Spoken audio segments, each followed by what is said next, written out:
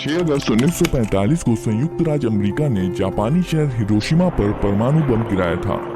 बम को little boy यानी कि छोटे लड़के के रूप में जाना जाता है। हिरोशिमा विस्फोट के 3 दिन बाद संयुक्त राज्य अमेरिका ने जापानी शहर नागासाकी पर दूसरा परमाणु बम गिराया था, जिसका कोड नेम फैट मैन यानी कि मोटा आदमी रखा गया था। विस्फोट करने के लिए 64 किलोग्राम समृद्ध यूरेनियम का इस्तेमाल किया गया था। इसकी तुलना अगर नागासाकी बम फैटमैन से करें तो फैटमैन में 21 किलोटन का विस्फोट पैदा करने के लिए केवल 6.4 किलोग्राम प्लूटोनियम का इस्तेमाल किया गया था, जिसका मतलब है फैटमैन लिटिल बॉय की तुलना में ज्यादा एफिशिएंट है। फैटमैन का निर्माण वैज्ञानिकों और इंजीनियरों ने मैनहट्टन प्रोजेक्ट के दौरान लॉस एलमोस प्रयोगशाला में किया था।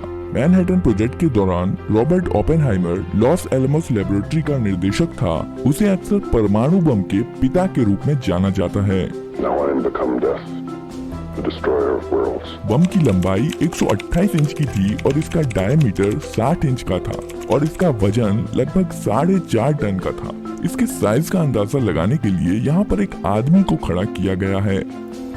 आइए अब हम फैटमैन के अंदर के हिस्सों को करीब से देखते हैं। फैटमैन एक प्लूटोनियम स्फीयर द्वारा संचालित था, जो कि एक सॉकर बॉल के आकार जैसा होता है। इस गोले का वजन मात्र 6.4 किलोग्राम था, लेकिन यही स्फीयर भयानक विस्फोट के लिए जिम्मेदार था। प्लूटोनियम के अंश प्राकृतिक रूप से पाए जाने वाले यूरेनियम की खदानों में पाए जाते हैं। प्लूटोनियम एक रेडियो एक्टिव मेटेलिक एलिमेंट है, जिसकी खोज 1940 में हुई थी। प्लूटोनियम स्फीयर विस्फोटक पदार्थों से घिरा हुआ रहता है। ये विस्फोटक लेंसेज हैं।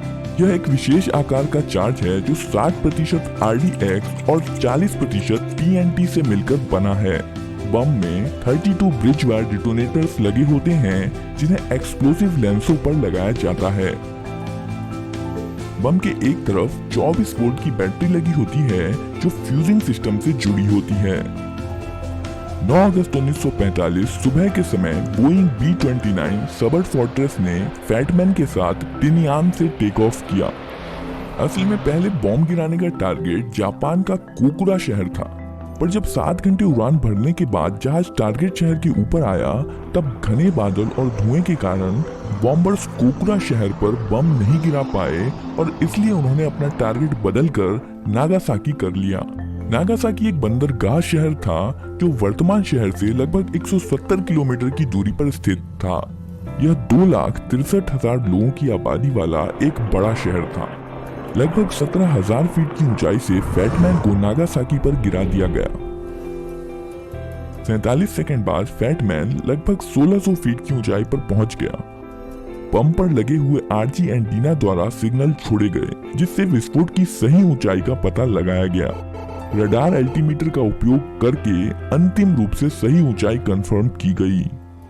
एल्टीमीटर से ऊंचाई का पता लगते ही 32 विस्फोटक ब्रिज वायर डिटोनेटर्स एक साथ बिजली की चिंगारी छोड़ते हैं, जिसके कारण सभी विस्फोटक एक साथ फट जाते हैं। विस्फोट के कारण मेटल कवर की मोटी परत अंदर की तरफ शॉक वेव पैदा करने में मदद करती हैं। मीडियम डेंसिटी वाला एल्युमिनियम पुशर इस शॉक वेव को अपने द्वारा अंदर की तरफ ट्रांसफर कर देता है। इसके बाद शॉक वेव एक बोरॉन से बने प्लास्टिक सेल से गुजरती है और अंदर के कंपोनेंट्स को कंप्रेस करती है। इसके बाद shock wave natural uranium tamper से पास होकर प्लूटोनियम स्फीयर को कंप्रेस करती है। प्लूटोनियम स्फीयर के बीच में 2 एलिमेंट्स पोलोनियम और बेरिलियम कंप्रेस हो जाते हैं और इस कंप्रेशन के कारण दोनों एलिमेंट्स आपस में मिल जाते हैं, जिसके कारण न्यूट्रॉन का एक विस्फोट हो जाता है। इसके लगभग 10 मिलीसेकंड बाद न्यूक्लियर चेन रिएक्शन शुरू हो जाता है। चेन रिएक्शन में न्यूट्रॉन प्लूटोनियम के एक एटम से टकराता है और प्लूटोनियम का एक एटम 2 में विभाजित हो जाता है। इस प्रक्रिया में 2 न्यूट्रॉन निकलते हैं और साथ ही साथ एनर्जी भी रिलीज होती है। ये दोनों न्यूट्रॉन फिर 2 प्लूटोनियम एटम से टकराते हैं, जिसमें 4 न्यूट्रॉन निकलते हैं और इस प्रकार चेन रिएक्शन शुरू हो जाती है। चेन रिएक्शन के कारण अचानक से बहुत ज्यादा मात्रा में एनर्जी रिलीज होती है और बम फट जाता है। बम को अगर जमीन पर फोड़ा जाता तो इसकी काफी एनर्जी धरती में चली जाती और इसका असर अपेक्षाकृत छोटे इलाके तक सीमित रह जाता। इसलिए फैटमैन को जमीन से लगभग 1600 फीट ऊपर हवा में फोड़ा गया ताकि ज्यादा से ज्यादा इलाके को तबाह किया जा सके। इस बम धमाके में लगभग 40,000 लोग मारे गए और जहां पर बम विस्फोट हुआ था उसके 8 स्क्वायर किलोमीटर के भीतर लगभग हर इमारत नष्ट हो गई। बम फटने के स्थान के पास खड़े लोग तुरंत ही भाप बनकर हवा में मिल गए। क्षति मुख्यतः 3 कारणों से हुई। पहला विस्फोट, दूसरा आग और तीसरा रेडिएशन। परमाणु बम से होने वाला विस्फोट एक्सरे द्वारा गर्म की हुई हवा के कारण हुआ, जिसे फायरबॉल कहा जाता है। फायरबॉल एक बेहद गर्म और अत्यधिक चमकदार विशाल हवा और गैस का गोला था जिसने शुरुआत में ध्वनि की गति से भी ज्यादा स्पीड से सभी दिशाओं में शॉक वेव पैदा कर दी थी। इस आग के तूफान ने लगभग 3.2 किलोमीटर के रेडियस को प्रभावित किया था। इस विस्फोट के परिणाम स्वरूप 3 तरह के रेडिएशन निकले थे, अल्फा, बीटा और गामा।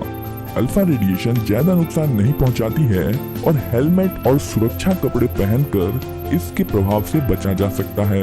बीटा पार्टिकल इससे ज्यादा खतरनाक होते हैं और त्वचा को छेद कर नुकसान जैसे कि त्वचा में जलन पहुंचाने में सक्षम होते हैं।